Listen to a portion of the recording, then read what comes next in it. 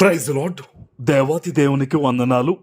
ప్రభు నామమున మీ అందరికీ నా ప్రత్యేకమైన వందనాలు, శుభాలు తెలియజేస్తున్నాను. ఈ దినము కొరకు ఏర్పాటు చేయబడిన దేవుని వాగ్దానము మార్కు సువార్త 7వ అధ్యాయము 34, 35 వచనాలు. ఎఫ్ఫతా అని వానితో చెప్పెను, ఆ మాటకు తెరవబడుమని అర్థము. అంతట వాని చెవులు తెరవబడిను, వాని నాలుక నరము సడలి వాడు తేటగా మాటలాడుచుండెను. దేవుని నామానికి మహిమ కలుగునుగాక. ఈ ఉదయకాల సమయంలో సర్వ సృష్టికర్త అయిన నీ తండ్రి నిన్ను ఆశీర్వదించి గొప్ప వాగ్దానాన్ని నీకు అందిస్తూ ఉన్నారు. హల్లెలూయా. ఆనాడు ఒక వ్యక్తిని తీసుకొచ్చారు యేసయ్య దగ్గరికి. వాడు మాట్లాడలేకపోతున్నాడు, ఏమీ వినలేకపోతున్నాడు.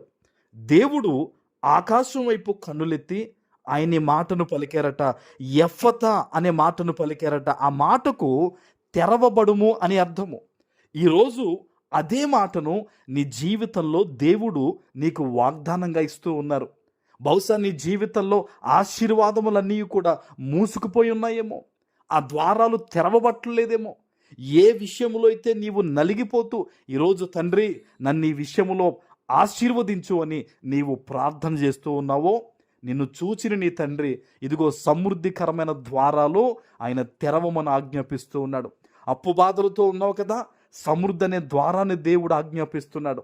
రోగములతో ఉన్నావు కదా, ఆరోగ్యం అనే ద్వారమును తెరవమని దేవుడు ఆజ్ఞాపిస్తూ ఉన్నాడు. ఏ ఏ విషయాల్లో అయితే తండ్రి నేను నలిగిపోతున్నానని ఈరోజు దేవుని సన్నిధికి వచ్చి నువ్వు ప్రార్థన చేస్తూ ఉన్నావో, దేవుడు చెప్తున్న మాట ఏంటో తెలుసా నీతో? ఎఫ్ఫతా అంటే ఆశీర్వాదం అనే ద్వారములు తెరవమని ఈరోజు దేవుడు ఆజ్ఞాపిస్తూ ఉన్నాడు. హల్లెలూయా. నువ్వు ఎక్కడి నుంచి ఎటువంటి పరిస్థితుల మధ్య ఈరోజు అనుదిన వాక్యమును వింటూ ఉన్నావో, దేవుని సన్నిధిలో ప్రార్థించు. తండ్రి నీవిచ్చిన వాగ్దానము నా పట్ల నెరవేరాలని ఇదిగో ప్రభువా నేను ఆశ కలిగి ఎదురు చూస్తున్నాను. నేను నమ్ముతున్నాను ప్రభువా, నేను ఈ దినము నుంచి నీ చిత్తానుసారంగా జీవిస్తాను తండ్రి. నీకు వ్యతిరేకమైన మార్గములో నేను నడవను ప్రభువా, నన్ను దీవించు ప్రభువా అని నీవు ప్రార్థన చేసినట్టయితే, ఈ వాగ్దానం ఎత్తిపెట్టి నువ్వు దేవుని సన్నిధిలో ఈరోజు ప్రార్థించినట్టయితే, దేవుని సేవకునిగా చెప్తున్నాను, ఈరోజు వాగ్దానం వింటున్న మీ జీవితాల్లో దేవుడు అద్భుతమైన రీతిలో ఆశీర్వాదం అనే ద్వారాలు ఆయన తెరవబోతూ ఉన్నాడు. హల్లెలూయా. ఇది మనుషులు ఇస్తున్న వాగ్దానం కాదు, ఇది సజీవుడైన దేవుడు ఈరోజు నిన్ను ప్రేమించి నీ ప్రార్థన విన్నాడు గనక ఆయన నీ కొరకిస్తున్న వాగ్దానం. ఆమేన్.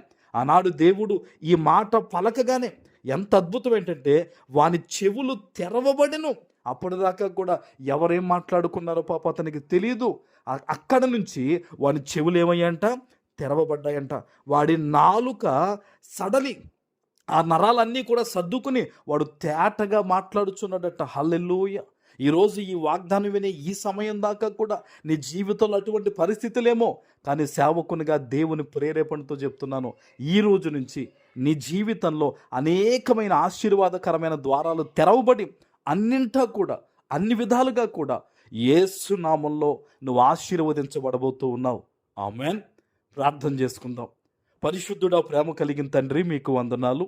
ఈ ఉదయకాల సమయంలో మీరిచ్చిన ఈ గొప్ప వాగ్దానము ప్రతి బిడ్డ జీవితంలో నెరవేర్చి స్థిరపరచమని యేసు నామమున ప్రార్థిస్తున్నాను తండ్రి.